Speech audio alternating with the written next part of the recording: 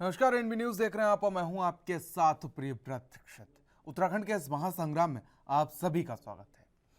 उत्तराखंड राज्य गठन को 21 साल हो चुके हैं और इन 21 सालों में उत्तराखंड में माननीयों के भत्ते में 30 गुना और वेतन में 15 गुना तक की बढ़ोतरी हो गई है।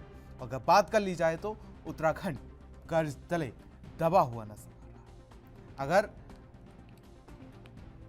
बता दें कि आरटीआई कार्यकर्ता और सूचना के अधिकार के तहत विधायकों के वेतन और भत्तों में बढ़ोतरी की जानकारी मांगी गई थी और विधानसभा सचिवालय की ओर से दी गई सूचना के अनुसार राज्य गठन के बाद विधायकों के वेतन 2000 से बढ़कर 30,000 और जनसेवा भत्ता 200 से 2000 प्रतिदिन और निर्वाचन क्षेत्र भत्ता 5000 से बढ़कर 1.5 लाख हुआ। यानी राज्य गठन से 2021 तक 21 वर्षों में विधायकों का वेतन 15 गुना हो गया, जबकि अन्य भत्तों में भी भारी बढ़ोतरी हुई। राज्य गठन के समय नवंबर 2000 को विधायकों को वेतन 2000 रुपये प्रतिमाह था, जो 1 अप्रैल 2017 से बढ़कर 30,000 रुपये प्रतिमाह हो गया और उत्तराखंड गठन के चौथे साल में 2004 से वेतन 3,000, 2009 से 5,000 और 2014 से 10,000 किया गया। इसके अलावा विधायकों को मिलने वाले निर्वाचन क्षेत्र भत्तों को 30 गुना बढ़ाकर 1,50,000 रुपये कर दिया गया। तो वहीं वर्ष 2000 में निर्वाचन क्षेत्र भत्ता 5,000 था और 2017 से यह बढ़कर 1.5 लाख रुपए किया गया। राज्य गठन के समय विधायकों को चालक भत्ता नहीं मिलता था। 2014 से 3,000 रुपये मिलना शुरू हुआ था और 2017 से चालक भत्ता बढ़ाकर 12,000 रुपये किया। सूचना के मुताबिक विधायकों को रेलवे कूपन और डीजल पेट्रोल भत्ते में भी बढ़ोतरी की गई और राज्य गठन के समय इसकी दर 93,000 रुपये प्रति वर्ष थी, जिसमें 60,000 रुपये नगद और डीजल पेट्रोल भत्ते के रूप में प्राप्त कर सकते हैं। 2004 से 1,20,000 और 2017 से बढ़ाकर 3,55,000 किया गया। वहीं एक तरफ जहां माननीयों के भत्ते में लगातार बढ़ोतरी हुई है, तो वहीं कुछ माननीय इसे सही करार दे रहे हैं और कई माननीय इसे उत्तराखंड के कर्ज से जोड़कर देख रहे हैं। अब सवाल ये है कि एक तरफ जहां महंगाई की मार से लोग बेहाल हैं, वहीं माननीयों के भत्तों में 30 गुना और वेतन में 15 गुना की बढ़ोतरी कहां तक ठीक है? क्या मात्र 21 सालों में ये बढ़ोतरी जायज है? आइए आपको कई राजनीतिक दलों के साथ साथ वरिष्ठ पत्रकार और आरटीआई एक्टिविस्ट की प्रतिक्रिया भी सुनवाते हैं। बहुत ही दुखद और दुर्भाग्यपूर्ण है। देखिए, 46,000 करोड़ के कर्जे पर माननीय हरीश रावत जी सौंप कर गए थे त्रिवेंद्र रावत जी को, और 17 सालों में सारे मुख्यमंत्रियों ने मिलकर जितना कर्ज लिया उतना अकेले पिछली बार की प्रचंड बहुमत की सरकार यानी 57 की बहुमत वाली सरकार, ट्रिपल इंजन की सरकार ने ले लिया। और आज कर्जा लगभग बताया जाता है कि 80,000 करोड़ पहुंच चुका है और आने वाले दिनों में 1 लाख करोड़ हो जाएगा। यानी कि जो नवजात शिशु हमारे वहाँ पैदा होता है वो अपने सर पर लाखों का बोझ पहले ही लेकर आता है, ऋण लेकर आता है। उत्तराखंड कर्ज में डूब रहा है। कर्ज लेना बहुत अच्छी चीज़ नहीं है, क्योंकि ये कहीं ना कहीं हम श्रीलंका के रास्ते पर चल रहे हैं और एक तरह से वही हमारे भी हाल हो सकते हैं। कहीं ना कहीं सरकार में जो नुमाइंदे बैठे हैं, जो हुक्मरान बैठे हैं, उनके पास कोई भी विजन दिखाई नहीं पड़ता कि वो प्रदेश की आमदनी का जरिया बढ़ा सकें, स्रोत बढ़ा सकें। केवल खनन और आबकारी में हम निर्भर हैं और कहीं ना कहीं टूरिज्म सेक्टर हमारे लिए एक बड़ी संजीवनी है, लेकिन उसके साथ भी किस तरह की कोताही सरकार के द्वारा की जा रही है वो चारधाम यात्रा से परिलक्षित होता है कि लोग मायूस होकर अब अपना रजिस्ट्रेशन कैंसिल करा रहे हैं चारधाम यात्रा के लिए। इतना अफरा तफरी का या अव्यवस्थाओं का अंबार चारधाम यात्रा में है। ऐसे में मंत्री विधायकों के भत्ते तो दिनों दिन बढ़ते ही चले जा रहे हैं। दायित्वधारियों की एक लंबी सूची सरकार की तरफ से आ जाती है और उनका बोझ भी उत्तराखंड को सहना पड़ता है। और कहीं ना कहीं गाड़ी की एक लंबी फौज और तमाम स्टाफ का एक लंबा फौज इन सफ़ेद पोशों को दिया जाता है। वहीं उत्तराखंड कितना ज़्यादा कर्ज में डूबते चले जा रहा है, इसका अनुमान भी कोई नहीं लगा सकता। देखिए, यहाँ पर आर्थिक प्रबंधन सरकार का नहीं है और हम मार्केट से कर्ज ले करके हम तनख्वाह देते हैं, पेंशन देते हैं और बहुत सी और चीज़ें करते हैं। अगर इन 22 सालों में यहाँ के जो प्राकृतिक संसाधन हैं, पर्यटन का विकास होता, हम यहाँ का वैज्ञानिक रूप से प्राकृतिक संसाधनों का दोहन करते, तो आज हम पूरी तरीके से हमारा राज्य अपने संसाधनों से, अपनी आय से कहीं कोई ज़रूरत नहीं पड़ती कि हम लोन लें। लेकिन दुर्भाग्य है कि यहाँ की सरकारें जो बनी, या तो मुख्यमंत्री बदल के खेल में, और उस मुख्यमंत्री बदल के खेल में कितना इन लोगों को, मुख्यमंत्रियों को, इनके आकाओं को देना पड़ता है, ये यहाँ की जनता को नहीं मालूम। मुख्य रूप से मैं कहना चाहूँगा, इनके पास न तो कोई विजन रहा, और विजन न होने की वजह से कैसे हम उत्तराखंड के प्राकृतिक संसाधनों के अपने आर्थिक विकास के लिए यूज कर सकें, हमारी कंडीशन कैसे बेहतर हो, उसको आज तक नहीं किया गया। देखिए, कुल मिलाकर के कहना चाहूँगा कि जैसे आप बढ़ोतरी की बात कर रहे हैं, भत्तों की बढ़ोतरी की बात कर रहे हैं, वेतन की बढ़ोतरी की बात कर रहे हैं, महंगाई है और इस कारण बढ़ाए भी गए हैं। जनप्रतिनिधियों के जहाँ तक सवाल है, उनके खर्चे भी उतने ही होते हैं, क्योंकि कहीं पे शादी ब्याह सारी चीज़ें देखनी पड़ती है, भाग दौड़ भी रहती है, तो इसलिए कोई अधिक इतना नहीं है। ताकि जो आपने कहा है कि अभी कर्जे में सरकार चल रही है, तो कर्जा विकास कार्य के लिए लिया गया है, किंतु इसको इस दृष्टि से न देखा जाए कि सारा का सारा पैसा वेतन भत्तों में ही गया।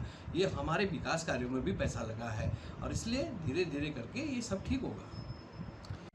सरकारी कर्मचारियों के लिए 10 साल में एक बार पे कमीशन बढ़ता है और कई सालों के बाद उनकी तनख्वाहें बढ़ती, वेतन भत्ते बढ़ते हैं। लेकिन उत्तराखंड के जो विधायक हैं, उनके तनख्वाहें हर दूसरे तीसरे साल बढ़ती रहती हैं। अब ये समझिए कि उनके 20-21 साल में उनकी जो सैलरीज थी, उनके जो भत्ते थे, वो सारी चीज़ें मिलाकर 30 गुना बढ़ गए हैं। मतलब खुद आप मांगते हैं, खुद ही आप देने वाले हैं। यही हो गया कि खुद ही जज भी हैं, खुद भी पुलिस भी हैं और खुद ही वकील भी हैं, सब कुछ ही होगा। ये चरित्र हमारे उत्तराखंड के जनप्रतिनिधियों का है। उन पर क्योंकि उनको जो वोट मिली है, उनके चरित्र को, उनका जो करनी और उनकी कथनी है या उनका आचार व्यवहार पर तो मिलता नहीं है। उनको जात के नाम पर वोट पड़ता है, उनको धर्म के नाम पर वोट पड़ता है, उनको मुस्लिम यूनिवर्सिटी के नाम पर वोट पड़ता है, उनको कॉमन सिविल कोड के नाम पर वोट पड़ता है, उनको धार्मिक स्थलों के नाम पर उनको वोट पड़ता है। तो वो स्थिति है, लूटे जाओ, ये स्थिति तो इनकी है। और एक तरफ तो आप सैलरी बढ़ा रहे हैं, दूसरी बात नियम ये है कि कम से कम विधानसभा का सत्र 1 साल में कम से कम 60 दिन होने चाहिए। लेकिन उत्तराखंड में कितने होते हैं? 1 साल में 20 दिन भी उनके सत्र नहीं होते हैं। मतलब आपको उत्तराखंड की विधानसभा किसी भी प्रदेश की सर्वोच्च पंचायत होती है, वहाँ न केवल प्रदेश के वर्तमान लेकिन भविष्य पर भी उस पर चर्चा हो। विधायकों के वेतन भत्तों पे जब सूचना मांगी तो पता ये चला कि 100 करोड़ से ज़्यादा पैसा खर्च हो गया है विधायकों के वेतन भत्तों पर। तब हमने दरों की सूचना मांगी कि भाई किन दरों पे वृद्धि हुई है।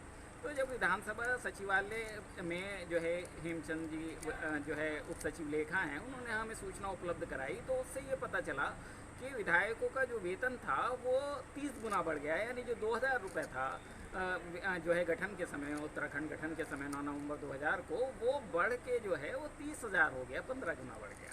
इसी तरीके से और भत्ते में भी बेशुमार वृद्धि हुई है और जो है भत्ते 30 गुना तक बढ़ गए हैं। जो 5,000 रुपये भत्ता था वो 1.5 लाख रुपये हो गया। अब ऐसी स्थिति में जो गरीब प्रदेश है, जहाँ पर कर्ज है, जो है कर्ज बढ़ता चला जा रहा है, गरीबी बढ़ती चली जा रही है, ऐसी स्थिति में आम जो कर्मचारी है उसके वेतन भत्ते नहीं बढ़ रहे हैं, यहाँ तक कि उन्हें सैलरी समय से नहीं मिल पा रही है उनमें से विभिन्न कर्मचारियों को। ऐसी स्थिति में विधायक जो अंशकालिक काम करते हैं, पूर्णकालिक होते भी नहीं है, अपने बाकी कारोबार में लगे रहते हैं, उनके वेतन और भत्तों में इस तरह से बढ़ोतरी जो है बड़ी चिंताजनक है, आम आदमी के लिए चिंताजनक है। इस पर ज़रूर विचार होना चाहिए, इसे देखे जाने की ज़रूरत है। तो चलिए, जिस तरीके से उत्तराखंड की बात कर ली जाए तो उत्तराखंड कर्ज तले दबा हुआ है, लेकिन जो एमएलएज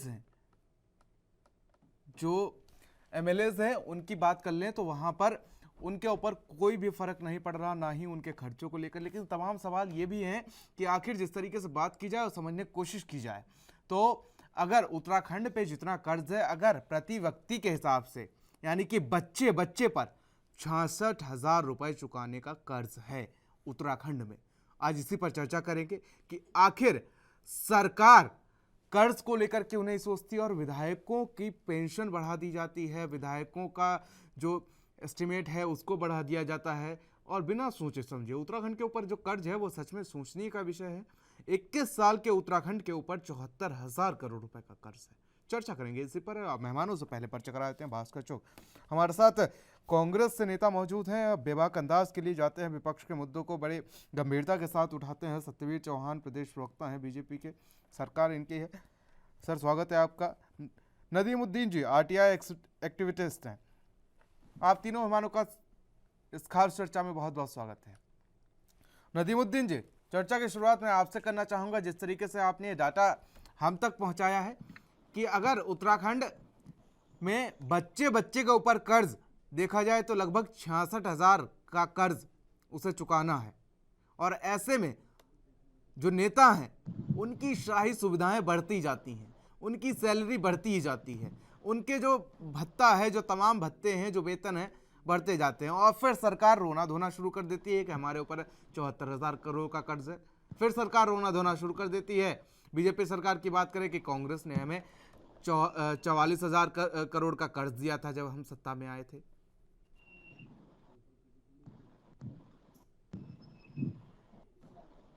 जी,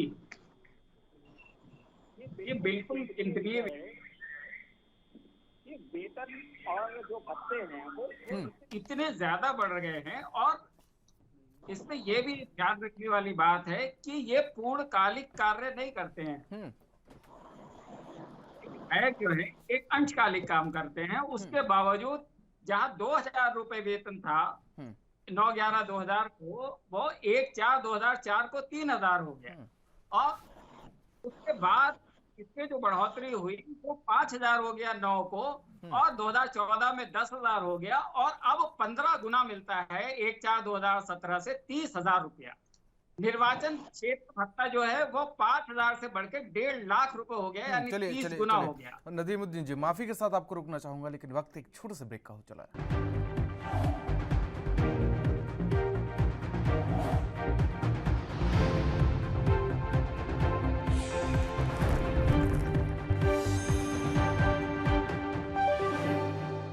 चलिए, ब्रेक के बाद आप सभी का स्वागत है और सीधे चलते हैं हमारे साथ आरटीआई एक्टिविस्ट नदीमुद्दीन जी बने हुए। नदीमुद्दीन जी, बात रखिए अपनी।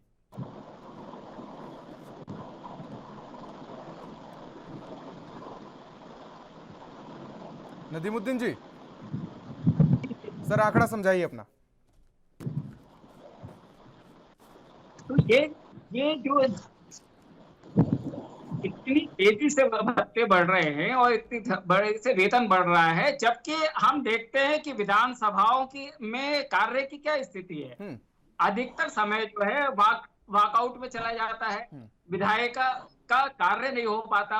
अब उसके लिए हमें जो आम जनता है उसका खमियाजा 100 करोड़ से ज्यादा खर्चे का भुगतना पड़ा है। होना तो ये चाहिए कि इन्हें जितना काम करे उतना वेतन मिलना चाहिए, कि जितने दिन सदन चले उसका वेतन मिलना चाहिए। इन्हें पूरी सैलरी की क्या जरूरत है? इसके अलावा इन्हें पेंशन भी मिलती है, पारिवारिक पेंशन भी मिलती है। उसकी मैंने सूचना मांगी थी तो पता चला उसमें भी 40,000 रुपए से लेके जो है 1 लाख रुपए तक की पेंशन मिल रही है। नहीं, वो तो सिस्टम है ना कि जितनी बार आप विधायक रहे उतनी बार की पेंशन। जी कि अगर आप 4 बार विधायक रहे तो 4 गुना पेंशन, 5 बार 8 बार विधायक रहे तो 8 बार पेंशन। सालों के हिसाब से इंक्रीमेंट मिलता है कि जितने साल विधायक रहे हैं उतना इंक्रीमेंट मिलेगा, उतनी ज्यादा पेंशन मिलेगी। और जनता की कमाई अगर बात की जाए तो हुक्मरानों के शाही खर्चों में उड़ा दी जाती है। जी बिल्कुल बिल्कुल। कितना सही मानते हैं आप इस बात को? ये बिल्कुल गलत है। ये आम जनता के जनप्रतिनिधि हैं, ये समाज सेवा के लिए चुन के आए हैं। अब ये जो है इनकम करने के लिए चुन के नहीं आए हैं, ये तो आए कर रहे हैं जनप्रतिनिधि बन के। चलिए लौटेंगे आपके पास। सत्यवीर चौहान जी, सर अगर बात की जाए और समझने की कोशिश की जाए तो कहीं ना कहीं ये बड़ा ही सोचनीय वाला विषय है कि उत्तराखंड सरकार पर 74,000 करोड़ का कर्ज है। यानी कि अगर बच्चे बच्चे की बात कर लें तो लगभग ये कर्ज पड़ता है बच्चे बच्चे पर। अगर एक बच्चा जन्म लेता है उत्तराखंड में तो वो 66,000 का कर्ज अपने ऊपर लेके जन्म लेता है, और ऊपर से जो हुक्मरान है उनकी शाही जो शान शौकत है उसमें कोई कमी नहीं आनी चाहिए। अगर बात की जाए तो उनको पेंशन भी मिलनी चाहिए, उनको भत्ता भी मिलना चाहिए, पेट्रोल का भी भत्ता मिलना चाहिए, डीजल का भी भत्ता मिलना चाहिए, चाय नाश्ता मुरमुरा सबका भत्ता मिलना चाहिए। और उत्तराखंड जो है वो धीरे धीरे कर्ज तले दबता चला जाएगा। सरकार को इसमें कोई अहम कदम नहीं उठाना चाहिए क्या? सूर्यवंश जी, पहले तो आपके सभी दर्शकों को प्रणाम जो इस समय आप ये आपके चैनल को देख रहे हैं। दूसरा मैं कहना चाहूंगा, जिस प्रकार से आपने मुद्दा उठाया मंत्री और विधायकों की जो सैलरी का लेकर और उत्तराखंड पे जो कर्ज है, और दूसरा जो आपने बताया कि प्रत्येक व्यक्ति पे इतना कर्जा, मैं आपको स्पष्ट कर देना चाहता हूँ आपके चैनल से, आज तक इस पे किसी का इतना बड़ा फोकस नहीं रहा है कि ये पैसा किस लिए लिया गया है, चाहे हमारी सरकार हो चाहे दूसरी सरकार हो। मगर ये भी कहना चाहूंगा, जब आप कर्ज की बात करते हो, सबसे ज्यादा किस राज्य पे कर्ज है इस समय, जहाँ की इस प्रकार की भौगोलिक स्थितियां नहीं है, जो कि उत्तराखंड जैसी भौगोलिक स्थितियां है। पंजाब एक ऐसा राज्य है जिसपे ऊपर सबसे ज्यादा कर्ज है इस समय, और दिन प्रतिदिन उसकी स्थिति खराब होती जा रही है। मैं आपको स्पष्ट करना चाहता हूँ, जो ये कर्ज लिया गया था या जो ये कर्ज हुआ है, और आने वाले समय में इससे कैसे मुक्ति मिलेगी और ये क्यों लिया गया था, मैं इसको आपको सिलसिलेवार बताता हूँ। चलिए, ये जो कर्ज हुआ लिया गया था फॉर डेवलपमेंट था उत्तराखंड में डेवलपमेंट कैसे हो।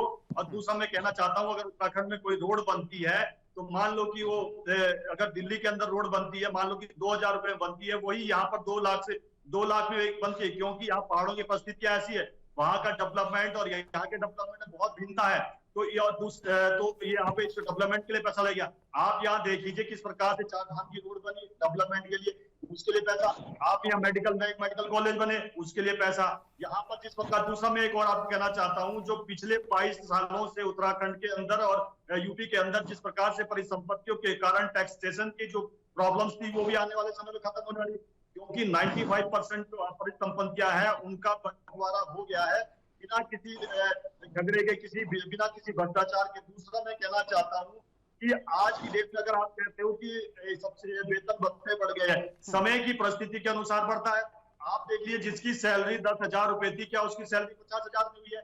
आप ये तो एक रूल के अकॉर्डिंग है। दूसरा मैं कहना चाहूंगा, आप ये कह रहे थे कि अब 2000 की बात कर रहे थे, 2000 में अगर आप डेटा उठाओ तो उस समय देख लीजिए दूध कितने रुपए किलो था, 5 रुपए किलो था। आज की स्थिति में उठा देख लीजिए दूध कितना रुपए किलो है। और दूसरा आरटीआई एक्टिविटीज ने बोला कि भाई क्या बोलते हैं कि जिस दिन काम करो उस दिन सैलरी। इस प्रकार से तो जो सरकारी कर्मचारी है जब छुट्टी पे जाता है, दूसरा ये क्या बोलते हैं, संडे की छुट्टी होती है, सेकंड सैटरडे की छुट्टी होती है, नई छुट्टियां होती है। तो ये संविधान के अनुसार है, ना कि संविधान से बाहर है। सत्यवीर जी, मैं दूसरे राउंड में आऊंगा आपके पास। सत्यवीर जी, विधानसभा की बात कर रही हूँ कि जितने दिन विधानसभा रन होनी चाहिए उतने दिन सैलरी मिलनी चाहिए। जनप्रतिनिधि 24 घंटे काम करता है, वो जनता के बीच में काम करता है। सत्यवीर जी, बिल्कुल बिल्कुल, दूसरे राउंड में आऊंगा आपके पास। एक कमेंट में यहाँ पर भास्कर जी से लेना चाहूंगा। भास्कर जी, देखिए, मेरे भारतीय जनता पार्टी के साथी बैठे हैं चौहान जी, आपको नमस्कार करते हुए, और आरटीआई के जो एक्टिविस्ट हैं पूरे प्रदेश में मशहूर साहब हैं। आपके दर्शन करने की इच्छा थी, आपको प्रणाम करते हुए मैं अपनी बात कहना चाहूंगा। प्रियव्रत जी, इस मुद्दे को कम से कम कांग्रेस और भाजपा से अलग तरीके से देखने की जरूरत है। हमारा छोटा सा राज्य, और इस राज्य के निर्माण की जो जंग लड़ी महिलाओं ने, स्टूडेंट्स ने, युवाओं ने, इस जंग को लड़ते हुए उनके दिमाग में एक ख्वाब था कि एक सुंदर सा हमारा प्रदेश होगा, जहां पे बहुत सारे रोजगार होंगे, जहां पे डेवलपमेंट होगा, जहां पर्यटन होगा, बाहर से लोग आएंगे, और उसके बाद ये छोटा सा राज्य हमारा एक विकसित राज्य होगा, स्विट्जरलैंड जैसा होगा। ये सपना था, और इस सपने को लेकर राज्य का आंदोलन लड़ा भी गया और जीता भी गया। सदन में जो भी व्यक्ति विधायक बन के जाता है या सांसद बन के जाता है, प्रश्न यह है, चाहे वो किसी भी पार्टी का हो, कांग्रेस, सपा, बसपा, आप, यूकेडी, किसी पार्टी का हो, वो व्यक्ति वहां पर सेवा करने के भाव से जा रहा है या अपने आने वाली लाइफ को सिक्योर करने के लिए जा रहा है, फाइनेंशियली सिक्योर करने के लिए जा रहा है? बहुत बड़ा प्रश्न है। यदि वो सेवा के लिए जा रहा है, राजनीति में कोई व्यक्ति सेवा के लिए आ रहा है, तो मुझे नहीं लगता कि उसको बहुत ज्यादा वेतन भत्ते की आवश्यकता है। लेकिन आपको कम से कम इतना वेतन अवश्य मिले कि आप भ्रष्ट ना हो जाएं, आप भ्रष्टाचार ना करें। तो इन चीजों में सामंजस्य बिठाने की जरूरत है कि हमारे देश में जहां एक मजदूर सुबह से शाम तक मजदूरी करके 400 रुपए बमुश्किल कमाता है और महीने में उसकी 15-20 दिन दिहाड़ी भी नहीं लग पाती, कुल मिला के वो व्यक्ति पूरे महीने में 7 से 8 हजार रुपए कमाता है, घर के बच्चे की दवाई तक के लिए वो जो है मोहताज रहता है। ऐसी स्थिति में अगर हमारे विधायकों को लाखों रुपया पेंशन, भत्ता और निर्वाचन क्षेत्र का और इसका और उसका मिलने लग जाता है, तो उस मजदूर ने जिसने वोट देके उसको भेजा है, क्या ये उसके साथ अन्याय नहीं है? तो इन चीजों को हमें सोचना पड़ेगा। हम कमाते हैं, एक माचिस की डब्बी पे भी हम टैक्स भास्कर जी, आपके विचारों से मैं पूरी तरीके से प्रभावित हो गया। भास्कर जी, भास्कर जी, मैं आपके विचारों से पूरी तरीके से प्रभावित हो गया। और अगर आपके विचार कांग्रेस के विधायक अभी सुन रहे होंगे तो जरूर वो अपनी पेंशन और भत्ता ये सब त्याग देंगे। बिल्कुल त्यागना चाहिए, लेकिन मिनिमम इतना जरूर लेना चाहिए कि उनको भ्रष्टाचार करने की आवश्यकता ना पड़े। लेकिन तमाम चीजें जो होती हैं इसमें जनता जो है ना वो पिस जाती है। आएंगे सत्यवीर जी आएंगे आपके बीच। कोरोना काल हुआ, जनता से कह दिया गया चलो चलो चलो थोड़ा सा कोरोना है, थोड़ा सा संघर्ष करो, यही कहा गया ना जनता को। नेताजी 4 गाड़ियों से जाएंगे 2 केले बांटने अस्पताल में, यही हुआ ना कि 3 करोड़ की चमचमाती मर्सिडीज से निकलेंगे और 2 केले निकाल के 1200 लोगों की फौज लेके जाएंगे और 2 केले बांटने। नेताजी के ऊपर कोई फर्क नहीं पड़ा, उनका शाही रवाव कवाव वैसा ही रहेगा, राजघराने जैसा। संघर्ष जो करना है वो जनता करना है, चाहे वो पैसा जनता का ही हो, जिस पेट्रोल से वो चल के गए हों, उससे मतलब नहीं है उन्हें। सत्यवीर चौहान जी, मैं आपको अपने कोविड वाला प्रश्न उठाया, थोड़ा अगर आप पीछे थोड़ा जाते उत्तराखंड में एक अध्यादेश लाया गया था जिसमें सभी मंत्री विधायकों से लेकर सबका 30% का अनिवार्यता कर दिया गया था कि कोविड में देना है। तो कोविड के समय की आप प्रोसीजर देख लीजिए किस प्रकार से हमने किया था, और उस समय मुख्यमंत्री जी त्रिवेंद्र सिंह रावत जी उस समय तो सबके ऊपर विपदा आई थी ना, सिर्फ नेताओं मंत्रियों के ऊपर तो नहीं आई थी। अब समंदर में से बाल्टी 2 बाल्टी पानी निकाल लेंगे तो क्या फर्क पड़ेगा? सत्यवीर चौहान जी, आप पर्टिकुलरली जब फोकस करोगे नेताओं को, मैं बताऊंगा ना उस समय हमने क्या नेताओं, उस समय हमारी सरकार ने क्या किया। अब मैं ये नहीं कह किसी का तो नाम नहीं ले रहा कि भाई कांग्रेस का भी था, नेताली था, सभी कह रहा हूँ, सभी के लिए अनिवार्य किया गया था कि 30% अध्यादेश लाया गया था स्पेशल इसके लिए, और तो इसको स्वीकार करना चाहिए। मैं कहना चाहूंगा अगर आप सैलरी की बात भी करते हो, सबसे ज्यादा अगर कोई स्टेट है वो तेलंगाना है, और जो कि सी कनेक्टेड स्टेट है उसकी भौगोलिक उपस्थिति अकॉर्डिंग टू अगर उत्तराखंड देखेंगे तो नहीं है बिल्कुल। उसके बाद महाराष्ट्र आता है, दिल्ली आता है, उत्तर प्रदेश आता है, J&K आता है, तब जाके उत्तराखंड कहीं आता है जिसकी भौगोलिक उपस्थिति है।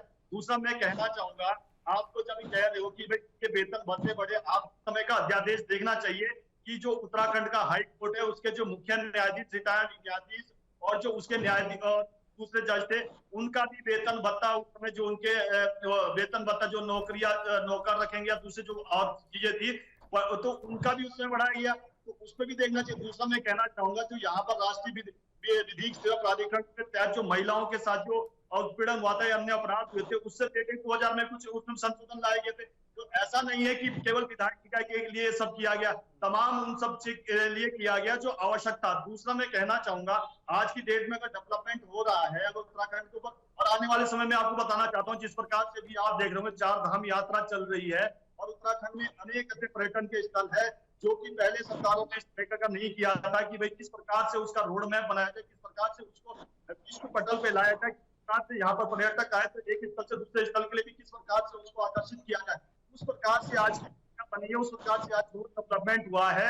और उसी आने वाले समय में आप जो ये कर्जा है, हम कर्जा मुक्त स्टेट की ओर अग्रसर होंगे और समृद्ध उत्तराखंड और खुशहाल उत्तराखंड के लिए सरकार काम कर रही है। दूसरा मैं कहना चाहूंगा, हमारा स्टेट जो है, हमारी स्टेट की केवल तो रेवेन्यू रिसोर्सेज मैक्सिमम है, जो आज की डेट में अगर आप देखोगे आने वाले समय में जिस प्रकार से सरकार केंद्र सरकार इस पे कि उसको राज्यों की सरकार जिसको आर्थिक रूप से मजबूत बनाया जाए, वो मात्र एक ऐसा है कि अगर हॉर्टिकल्चर और पर्यटन को बढ़ावा दिया जाए, और उसी और हमारी सरकार काम कर रही है। दूसरा, कांग्रेस के प्रवक्ता भ्रष्टाचार की बात कर रहे थे, मैं बिल्कुल विनम्रता से और कहना चाहूंगा कि हरीश रावत जी मुख्यमंत्री थे, उत्तराखंड पहली बार शर्मसार हुआ, जिसका हिमालय जैसा शीश है उसको पहली बार सिर झुकाना पड़ा जब मुख्यमंत्री आवाज से ऑडियो और वीडियो निकलते हैं कि और हरीश रावत के कि किस प्रकार से सपोर्ट हुई और कि भी खाओ मैं भी खाऊं। और तो इस प्रकार के जब ये भ्रष्टाचार पे बात करते हैं तो खुद को देखना चाहिए, और जिस राज्य में इनकी सरकारें हैं वहां पर सत्यवीर जी आएंगे आपके पास, एक लास्ट में अभी रोजगार की बात हुई, अभी प्रत्येक जिले में आपको पिछले 1 महीने से पुलिस भर्ती चल रही है और अन्य एग्जाम चल रहे हैं। हम तो उत्तराखंड को किस प्रकार से मजबूत बना सके उस और अग्रसर है। चलिए नदीमुद्दीन जी मैं आऊंगा आपके पास, लेकिन उससे पहले एक छोटा सा ब्रेक लीजिए।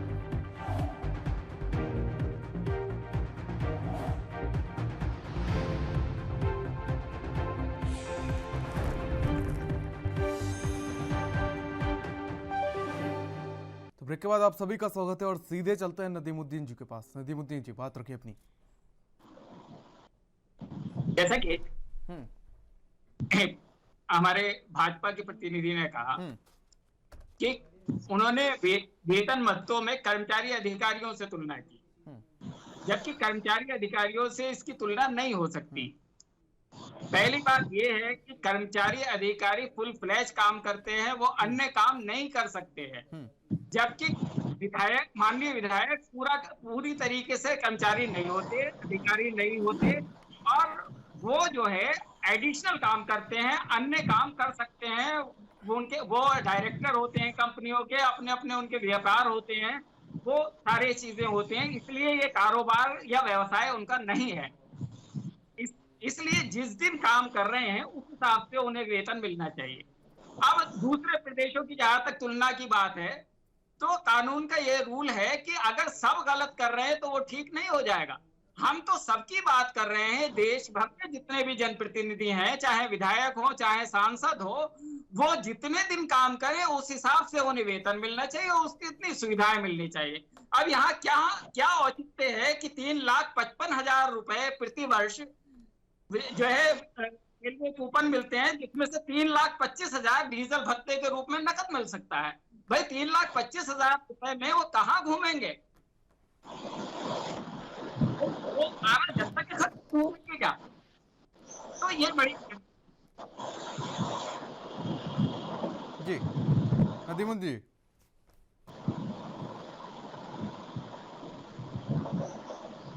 नदीमुद्दीन जी आवाज आ रही है अब तक? जी। तो ये जो स्थिति है, अब निर्वाचन क्षेत्र भत्ता जो है वो 1.5 लाख रुपए है, जो 5,000 था सिर्फ। यहाँ तक कि चालक भत्ता भी मिलेगा, 12,000 रुपए एक चालक भी हो गया। सचिवीय भत्ता भी मिलेगा 12,000 रुपए, जो 1,000 रुपए था 12 गुना बढ़ गया। जन सेवा भत्ता भी मिलेगा, हाँ, जो 250 रुपए प्रतिदिन था वो 8 गुना हो गया, 2,000 रुपए प्रतिदिन जन सेवा भत्ते के मिल रहे हैं कि जो जन सेवा वो करेंगे उसका भी भत्ता उनको मिलेगा। वो भी, अब इसका भी कोई हिसाब उनसे नहीं लिया जाता, कितनी जन सेवा करी, कितनी अपनी सेवा करी, इसका भी कोई हिसाब नहीं है। अब भाई जी चलिए, ये तमाम सवाल हैं। सत्यवीर जी के पास जाना चाहूंगा, लेकिन उससे पहले भास्कर चौक जी बात रखिए अपनी। प्रियव्रत जी, बहुत सम्मान के साथ मैंने अपने भारतीय जनता पार्टी के आदरणीय चौहान जी को भी सुना और नजीमुद्दीन साहब को भी सुना। मैं इस बहस को किसी भी तरीके से कांग्रेस बनाम भाजपा नहीं बनाना चाहता, इसलिए मैं अपने साथियों से निवेदन करना चाहूंगा कि आप इसे कांग्रेस बनाम भाजपा यदि बनाएंगे और जो इस बहस का मुद्दा है उस मुद्दे से यदि बाहर चले जाएंगे तो मेरे ख्याल से इस शो का, इस डिबेट का कोई औचित्य नहीं रह जाता। आपने हरीश रावत जी के ऊपर तमाम आरोप लगा दिए, आपने कह दिया भ्रष्टाचार हुआ, एक भी साबित हुआ? हरीश रावत जी ने लगातार चुनौती दी कि आप वीडियो टेप पूरा का पूरा दिखाइए परेड ग्राउंड में लगा के, क्या आपने उस चुनौती को स्वीकार किया। लेकिन मैं इसको फिर वहीं रोकते हुए अपनी बात को, मैं सहकारी बैंक के घोटाले की बात भी नहीं कहना चाहता, मैं नौकरियों में हुए भ्रष्टाचार की बात भी नहीं कहना चाहता, मैं कोविड के जो कर्मचारी थे उनको निकाले जाने की बात भी नहीं कहना चाहता, सड़कों पे जो कर्मचारी लड़ रहे हैं अपने वेतन भत्तों के लिए, कई कई मेहनत जिनको वेतन नहीं मिलता, सब बात खत्म करो। आज आप जो बात कर रहे हैं वो जनप्रतिनिधियों के भत्ते और वेतन की बात कर रहे हैं, ये बहस उस पर केंद्रित रहे तो ज्यादा अच्छा है। बाकी मुद्दों के लिए किसी और दिन डिबेट रख ली जाए, हर चीज को हम क्लियर करेंगे ना, कांग्रेस का पक्ष हम रखेंगे अगले दिन, आप किसी और दिन डिबेट रखिए। मैं कहना चाहता हूं इसमें कि आप ये देखिए कि उत्तराखंड एक गरीब प्रदेश है, छोटा प्रदेश है, पर्यटन के विकास दुख की बात यह भी है ना कि 21 साल का होने के बावजूद भी आप कांग्रेस के नेता होने के नाते और ये कह रहे हैं कि उत्तराखंड जो है वो एक गरीब प्रदेश है। ये दुख की बात है और बड़े शर्म की बात है उत्तराखंड के लिए, कांग्रेस के लिए भी, क्योंकि कांग्रेस ने भी राज्य किया है लगभग 10 से 12 साल उत्तराखंड पे। शर्म की बात है और नहीं, शर्म की बात नहीं, ये हकीकत को स्वीकार करने की बात है। हाँ, हकीकत को स्वीकार करने की बात है और मेरी नजर से देखेंगे तो ये शर्म की बात है। कांग्रेस ने अपने शासनकाल में इसको, यदि आप भी चाहते हैं कांग्रेस बनाम भाजपा एक डिबेट बन जाए, नहीं, मैं बिल्कुल नहीं चाहता। मैं जनता के मुद्दों को लेकर हमेशा से उठाना चाहता हूं और जब नदीमुद्दीन जी ने डाटा भेजा हम तक तो कहीं ना कहीं लगा कि इस पर चर्चा होनी चाहिए कि आखिर ऐसा क्यों। मैंने तो कांग्रेस के विधायकों का या कांग्रेस के काल में बढ़े हुए शासन, कांग्रेस के शासन में बढ़े हुए वेतन भत्तों का बचाव करने का प्रयास ही नहीं किया साहब। मैं तो ये करना भी नहीं चाहिए क्योंकि फिर मेरे सवालों से नहीं बच पाते आप, अगर आप बचाव करते भी जरा सा।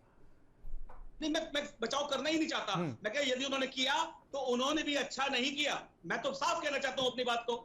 मैं तो ये कहना चाहता हूं कि कांग्रेस या भाजपा, ये इस किसी भी पार्टी के नेता जब जनसेवा में आते हैं, जब जनता के सामने हाथ जोड़कर जाते हैं, जब उन्हें कहते हैं कि आप हमें वोट दीजिए, हम आपके काम आएंगे, हम आपके क्षेत्र का विकास करेंगे, हम आपके क्षेत्र में ये योजना लाएंगे, ये करेंगे, वो करेंगे, तो उन्हें जनता को ये बात जरूर बतानी चाहिए कि हम अपने वेतन और भत्ते इतने बढ़ाएंगे, आपके दिए हुए टैक्स के पैसों से हम इतनी मौज मस्ती करेंगे। ये सब जनता को बात उस घोषणा पत्र में भी और विधायक की अपील में भी जरूर बताई जानी चाहिए।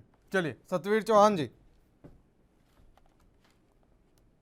प्रियव्रत जी, इन्होंने अभी अपनी जो अभी सेकंड पार्ट जो इन्होंने स्टार्ट किया कि हरीश रावत से स्टार्ट किया और कांग्रेस बनाम बीजेपी नहीं करना चाहता हूं। हरीश रावत पे सीबीआई के केसेस हमने नहीं लगाए हैं और तो अपने खुद देख लें कि अभी भी इनके ऊपर सीबीआई के केसेस। दूसरा कहना चाहूंगा, अभी भ्रष्टाचार की बात कर रहे थे, वो सभी उत्तराखंड ने देखा है किस प्रकार से मुख्यमंत्री आवास में हुआ। दूसरा उसके बाद डेनिस में क्या हुआ, दूसरे अभी चुनाव निपटे हैं, इनकी मीडिया प्रभारी जी है गरिमा दसोनी जी ने, उन्होंने खुद मीडिया के सामने आके बोला कि इस चुनाव में कांग्रेस के अंदर इतना भ्रष्टाचार हुआ, अगर उसकी जांच हो जाए तो कोई भी जितने हैं सब बाहर हो जाएंगे, कांग्रेस की जो विचार है। तो अब ये भ्रष्टाचार की बात ना बताएं, या तो अपने नेताओं को समझाएं। और दूसरा मैं कहना चाहूंगा कि अगर उत्तराखंड को अगर किसी ने मजबूती दी है तो हमने दिया। आज अगर यहाँ पर्यटन बढ़ रहा है, दूसरा यहाँ पर मैं आपको एक और कहना चाहूंगा, क्रिकेट के माध्यम से अगर आप देखा जाए बीसीसीआई इतना मजबूत है कि आईसीसीआई के ऊपर भी वो जो उसको लोन देता है। आप यहाँ देखिए कि यहाँ के प्रतिभाशाली युवा किसी दूसरे स्टेट में जाता था रणजी खेलने, उसमें से आप एग्जाम्पल भी उठाओगे, एक हमारे पंत जी है जो विकेट कीपर है, दूसरा मनीष पांडे जी है। अगर ये प्रतिभा यहाँ रहती, यहाँ पर अगर रणजी पहले आ पाता तो यहाँ पर रेवेन्यू भी जनरेट होता, उत्तराखंड का भी मान बढ़ता। तो हमने, हमारी सरकार ने जो इससे पिछली सरकार थी उसमें हमने रणजी का दर्जा दिया। अब यहाँ का युवा अपना कौशल दिखा रहा है और आईपीएल में भी सिलेक्ट हो रहा है, जिस प्रकार इस बार भी देखा है। आने वाले समय में जिस प्रकार हमने अफगानिस्तान हमारा नेबरहुड है, उसके लिए हमने यहाँ पर जो महाराणा प्रताप स्टेडियम दिया हुआ है, उसका होम ग्राउंड है, वो यहाँ पे उस समय मैच भी हुए थे। आने वाले समय में इस प्रकार के स्टेडियम यहाँ पे बनाए जाएंगे और जिससे कि उत्तराखंड और मजबूत हो। हम तो निरंतर उस और बढ़ रहे हैं जिससे यहाँ पे मजबूती हो। दूसरा, मैं आरटीआई भाई साहब ने बोला कि भाई नेता और काम कर सकते, ये कर सकते हैं। दूसरा मैं कहना चाहता हूँ, इस देश के अंदर इतने सारे एनजीओ सरकारी कर्मचारियों द्वारा बनाए गए थे, कम से कम 300 से 500 ऐसे एनजीओ है जो अवैध थे, वो बंद किए गए। वो मात्र केवल ऐसे सरकारी कर्मचारी थे जिनके द्वारा बनाया गया था। तो आप देख लीजिए एनजीओ के थ्रू भी कितना यहाँ के किस प्रकार से जुड़े हुए थे। और मैं कहना चाहता हूँ एक अच्छा जनप्रतिनिधि वो होता है, और मैंने खुद देखा है ऐसे ऐसे प्रतिनिधि है जो निरंतर अपने परिवार की चिंता न करते हुए जनता की और अपने क्षेत्र की चिंता करता है और अपने यहाँ से पैसे भरता है, कहीं से वो किसी तरीके से उनको कर पाता है। हजारों लोग उससे मिलने आते हैं, चाहे वो क्षेत्र में जाए, चाहे वो देहरादून में जाए, चाहे वो कहीं पर ही जाए। अभी आपने देखा होगा इस चुनाव में भी जिस प्रकार से हमको जो हमें यहाँ की जनता ने आशीर्वाद दिया है वो इसी आधार पर दिया है कि किस प्रकार से उत्तराखंड का हमने 5 सालों में जो नई रूपरेखा तैयार करी हो, चाहे वो ऑल वेदर की धाम की रोड हो, बिल्कुल जॉली ग्रांट हो, बिल्कुल, जॉली ग्रांट का मैं सहमत हूँ आपकी बात से, मैं सहमत हूँ सत्यवीर जी, मैं सहमत हूँ आपकी बात से।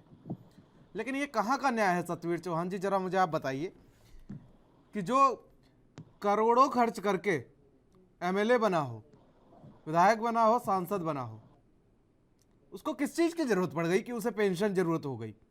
और फिर करोड़, आखिर विधायक जो जब चुनाव होता है तो मुझे नहीं लगता कि करोड़ खाड़ 2-4 पेटियों से कम खत्म होते होंगे, विधानसभा छोटी हो या बड़ी, मुझे नहीं लगता। और उसके बाद उसको जरूरत पड़ जाती है ये तमाम भत्ते जो 2000 से बढ़ के 1.5 लाख हो गए, 3000 से बढ़ के 3 लाख हो गए।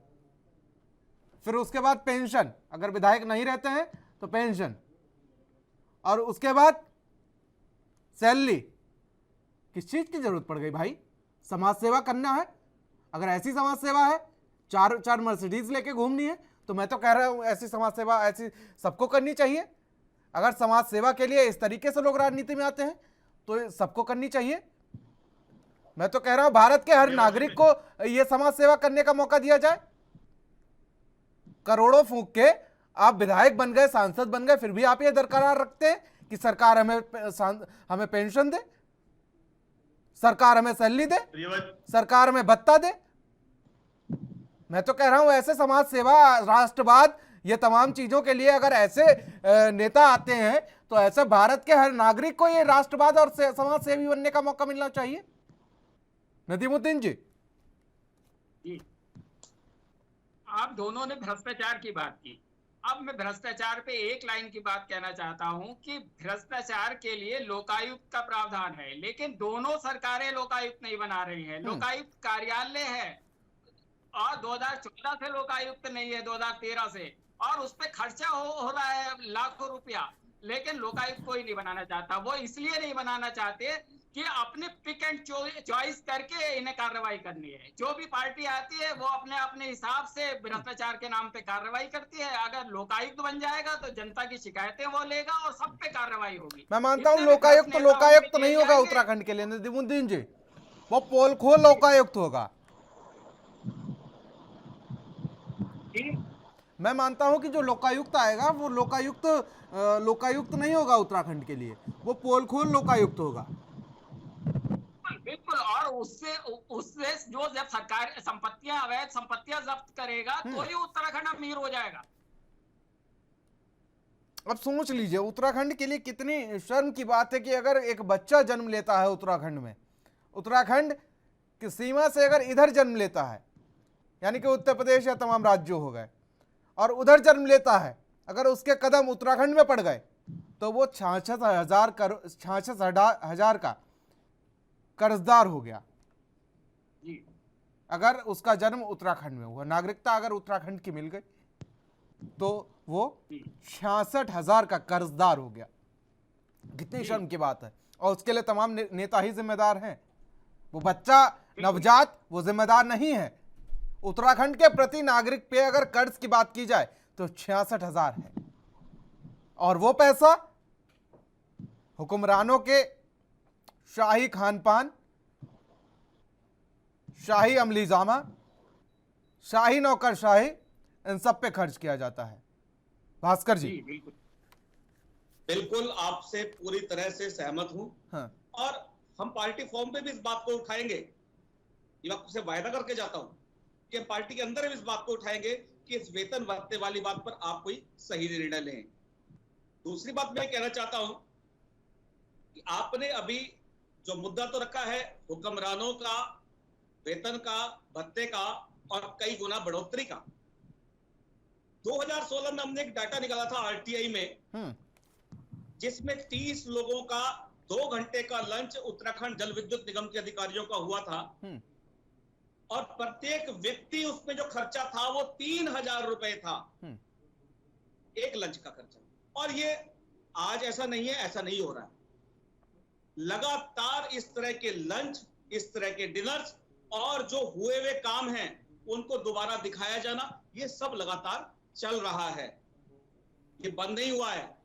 और ये पैसा आपका और मेरा पैसा है, ये जनता का पैसा है, ये एक रिक्शे वाले का भी पैसा है।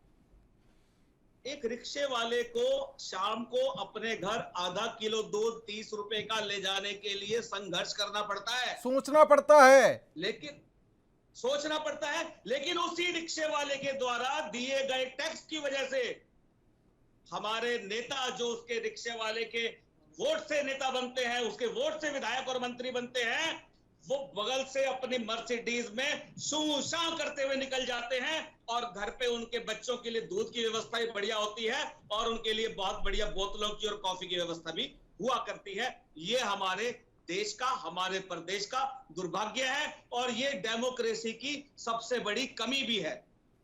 अगर नेताजी लखनऊ जाएंगे तो बिना चमेली की चाय पिए हुए नहीं वापस आएंगे, जैस्मिन टी जिसे कहते हैं, मानते हैं ना इस बात को? बिल्कुल सही कह रहे हैं। और जैस्मिन टी, नेताजी तो जैस्मिन टी पी गए, लेकिन एक रिक्शे वाले के बेटे को शाम को अगर दूध नसीब हो जाए तो वो बड़ी बात है उत्तराखंड में, सत्यवीर चौहान जी। और फिर नेताजी दरकरार रखते हैं कि हमें भत्ता मिले, जनसेवा भत्ता मिले, और उसके बाद हमें पेंशन मिले, सैलरी मिले, तब हम जनसेवा करेंगे। क्योंकि हमने तो भाई करोड़ों फूंक दिए विधायक बनने के लिए, सांसद बनने के लिए करोड़ों फूंक दिए, अब हम क्यों पीछे हटे, हम क्यों अपनी पेंशन त्यागे? एक रिक्शे वाले के बेटा अगर दूध ना मिलने के चलते कुपोषण का शिकार हो जाता है, उसमें हमारा क्या दोष? हमने तो करोड़ों फूंक के हमने विधानसभा का कदम रखा है ना, हमने तो विधानसभा में प्रवेश किया है, तो जो लोटा रखा होता है ना, दुल्हन जब जैसे प्रवेश करती है तो उस लोटे में हमने तो करोड़ों रखे थे ना, सतवीर चौहान जी। मैं आपको बताना चाहता हूं कि हमारी संस्कृति क्या है, कार्य प्रणाली क्या है, एक ही लाइन में स्पष्ट करना चाहूंगा। जब केंद्र में हमारी सरकार बनी तो और ये आम आदमी पार्टी के जो मुखिया है केजरीवाल जी ने रामलीला मैदान में इतना बड़ा आंदोलन किया था कि जन लोकपाल होना चाहिए। आज केंद्र के अंदर जन लोकपाल भी है, और किस प्रकार से कैंटीनों का वहां पर केंद्र सरकार में दुरुपयोग होता था। आज सांसद महोदय को वो कैंटीनें बंद हो गई कि वो जिस रेट पे खाते थे वो रेट उनके लिए नहीं है। दूसरा मैं कहना चाहता हूँ आपको, यहाँ पर उत्तराखंड के खंडूरी जी मुख्यमंत्री जी थे, लोकपाल लाए थे, लोकायुक्त लाए थे, तो इन्हीं की सरकार के माध्यम से उस समय केंद्र सरकार ने दुरुपयोग, राष्ट्रपति का दुरुपयोग करते हुए उसको खत्म करवाया। आज बात करते हैं इसकी। और दूसरा राज्य की बात करते हैं कांग्रेस की।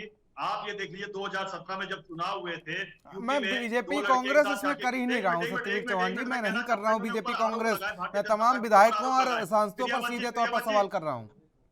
प्रियावत जी, मैं आपके प्रश्नों का जवाब एक बार एक दे रहा हूँ। मैं जो इन्होंने हाथ अब हमारे ऊपर आरोप लगाए कि उत्तराखंड के प्रति इनकी भावना क्या रही है। उत्तराखंड के प्रति हमारी ये भावना थी जब यहाँ का उत्तराखंड का प्रत्येक नागरिक, युवा, नौजवान और यहाँ की माताएं, बहनें, बुजुर्ग जब इस राज्य की मांग कर रही थी, रामपुर तियारा जैसे, मुजफ्फरनगर जैसे कांड होते हैं, और जब हमारे उनके ऊपर गोलियां चलाई जाती है, बलात्कार होते हैं, अत्याचार होते हैं, उसके बाद जो हमारी सरकार केंद्र में आती है, अटल बिहारी वाजपेयी ने इस राज्य को बनाया उस भावनाओं के अनुसार और विशेष राज्य का पैकेज दिया, और उस विशेष राज्य को पैकेज को खत्म करने वाली कांग्रेस है। इस कांग्रेस ने वो जुर्म किया। दूसरा औद्योगिक पैकेज जो मिलता था वो इस कांग्रेस ने खत्म किया, उसका कौन हिसाब देगा? दूसरा मैं कहना चाहूंगा, इसी सरकार ने गोलियां चलाई थी यहाँ के नौजवान माताओं पे, बहनों पे, उसी के साथ 2017 में गठबंधन करके सरकार बनाने के सपने देखे, मगर वहां की जनता ने किस प्रकार से इनको सबक सिखाया, और वही अरे सर कहाँ पहुंच गए आप सत्यवीर चौहान जी। उस समय कहना चाहूंगा 2 राज्यों में बात रही थी सरकारें हैं, इतना यहाँ पर आके उपदेश दे रहे हैं। 2 राज्यों में सरकारें हैं, वहां जाके इतना ही पेट में इनके दर्द हो रहा है, तो वहां जाके वेतन बढ़ते हैं, वहां जाके राजस्थान वहां पर चलिए सतवीर जी लौटूंगा आपके पास, क्योंकि 1 to 1 आप जवाब देना ही नहीं चाहते। आप ये कहाँ दो राज्यों पहुंच गए। मेरे सवाल सीधे तौर पर थे कि विधायक और जो सांसद हैं उनको कहीं ना कहीं सरेंडर कर देनी चाहिए ये तमाम चीज़ें, क्योंकि उत्तराखंड जो है वो 74,000 करोड़ कर्ज के नीचे दबा हुआ है। महज 74,000 नहीं है, 74,000 करोड़ है। पॉपुलेशन इंक्रीज और डायरेक्टली उससे इफेक्टेड होता है। आप ये समझे इस बात को। चलिए नदीमुद्दीन जी, भास्कर जी मैं आऊंगा आपके पास, लेकिन उससे पहले कमेंट लेना चाहूंगा नदीमुद्दीन जी।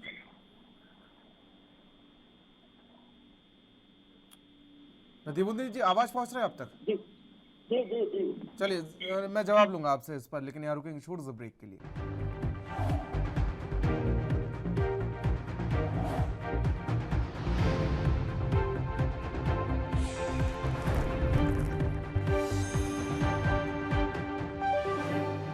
ब्रेक के बाद आप सभी का स्वागत है और सीधे जाना चाहूँ मैं नदीमुद्दीन जो हमारे साथ आरटीआई एक्टिविटीज जुड़े हुए हैं। नदीमुद्दीन जी बात रखिए अपनी। जी, अभी चौहान साहब कह रहे थे कि भ्रष्टाचार के लिए उन्होंने बहुत बढ़िया काम किया, भ्रष्टाचार नियंत्रण के लिए, लेकिन 5 साल से ज्यादा से उनकी सरकार है, लोकायुक्त क्यों नहीं बना और आखिर भ्रष्टाचार के लिए कोई निष्पक्ष व्यवस्था क्यों नहीं हुई? और आरटीआई की बात चल रही है, तो आरटीआई में अब जो है 2013 में एक शासनादेश हुआ था कि स्यो मोटो सूचनाएं जैसे विदेश यात्राएं होंगी अधिकारियों की, वो सब अपनी वेबसाइट पे रखेंगे। वो कहाँ है? जो है साथ की व्यवस्था है कि जो भी लोक सेवक होगा वो अपने संपत्ति विवरण वेबसाइट पे जो है अपलोड करेगा। क्यों नहीं कर रहे? और कितने जब जांच हो रही है पता चला जो है वो भ्रष्टाचार और काली कमाई के मामले सामने आ रहे हैं। तो इस सब को कौन रोकेगा? स्थिति तो ये है कि आवाम में सारे नंगे दिखाई देते हैं, जनता की इन्हें फिक्र नहीं है, अपनी अपनी चिंता है। देखिए राजनीतिक फ्यूचर नाम की भी कोई चीज होती है। राजनीतिक फ्यूचर के साथ साथ एक फ्यूचर सिंड्रोम भी चला था कि फ्यूचर भी सिक्योर करना है, और उसी सिंड्रोम का शायद असर है। क्या पता अगली बार विधायक बने ना बने, ये भी चीज है ना नदीमुद्दीन जी, कि अगली बार कहीं विधायक ना बने तो उसके बाद ये खतरा है। इन्होंने जन सेवा को प्रोफेशन बना लिया है। जी मान सकते हैं एक तरीके से। भास्कर जी। जी, हमारे भारतीय जनता पार्टी के सम्मानित साथी बार बार एक ही लाइन बोल के मैं ये कहना चाहूंगा, मैं ये कहना चाहूंगा, मैं ये कहना चाहूंगा, ऐसी बातें कह गए जो किसी भी तर्क पर खरी नहीं उतरती और वास्तविकता से उनका दूर दूर तक का कोई कनेक्शन नहीं है। आपने रामपुर तिराहा कांड की बात की, आपने उत्तराखंड आंदोलन की बात की। रामपुर तिराहा कांड में मैं खुद हिस्सेदार था, वहां पे मैं खुद आंदोलन करने में जाने वालों में तो, और मैं कांग्रेस का आदमी हूँ और मेरे साथ तमाम ऐसे लोग थे जो कांग्रेस के लोग थे और उस आंदोलन में हिस्सेदार थे। उस आंदोलन को किसी पार्टी विशेष का आंदोलन नहीं था, वो जन भावनाएं थी। उसमें यूकेडी के लोग भी थे, उसमें भारतीय जनता पार्टी के लोग भी थे। आप कहां पहुंच गए? और आप लोकायुक्त की बात कर रहे थे। 7-8 साल से आपकी सरकार है, आपने अब तक लोकायुक्त का गठन क्यों नहीं किया? सूचना आयोग में सूचना आयुक्तों के पद खाली रहते हैं। नजीमुद्दीन जी मेरी बात से सहमत होंगे, सूचना आयुक्तों के पद खाली रहते हैं, तो पद क्यों नहीं भरे जाते? ये सोचने वाली बातें हैं। भ्रष्टाचार के जहां तक सवाल है, छात्रवृत्ति घोटाला पूरे प्रदेश में किस स्तर पर हुआ है, ये सब आपके सामने है। सवाल आज वेतन और भत्तों का था विधायकों के। निश्चित रूप से जब आज प्रदेश के ऊपर दुनिया भर का कर्जा है, ये वेतन और भत्ते इनमें बहुत भारी कटौती होनी चाहिए और ये इतने मिलने चाहिए कि व्यक्ति का गुजारा हो सके। इस देश के अंदर गुलजारीलाल नंदा जैसे प्रधानमंत्री हुए, जिन प्रधानमंत्रियों को लास्ट में मुफलिसी के दिन काटने पड़े, मकान तक किराया ना होने की वजह से खाली करना पड़ा। ये इस देश में लाल बहादुर शास्त्री जैसे लोग हुए जिनकी जेब में चवन्नी निकली थी। तो हमारे नेताओं को, हमारे मंत्रियों को, हमारे विधायकों को मोटी मोटी तनख्वाहों की और भत्तों की आखिर जरूरत क्या है? अरे यहाँ पर आप गलत हैं भास्कर जी। आजकल तो नेताओं के पास चवन्नी भी नहीं होती है, उनके 4-4 तो पीए होते हैं, 4-4 तो पीए होते हैं। अपनी जेब में लेके कुछ नहीं चलते हैं। गाड़ी खरीदनी है तो ड्राइवर के नाम से खरीद लेंगे, प्रॉपर्टी खरीदनी है तो मैडम के नाम से खरीद लेंगे। सर अभी अभी आप इस चीज को समझिए हाँ।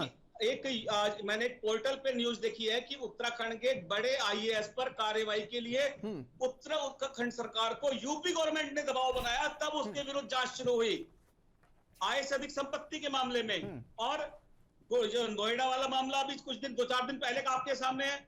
कुछ दिन पहले पिटकुल के और अपना निगम के जब यूपीसीएल के एमडी के बारे में बात हो रही थी। ये सारे के सारे भ्रष्टाचार किसके कार्यकाल के हैं? बिल्कुल, और उसके चलते ऋतु महेश्वरी को की मुश्किलें भी बढ़ गई थी। बिल्कुल। हाँ, चलिए सत्यवीर चौहान जी, आवाज पहुंच रही है आप तक?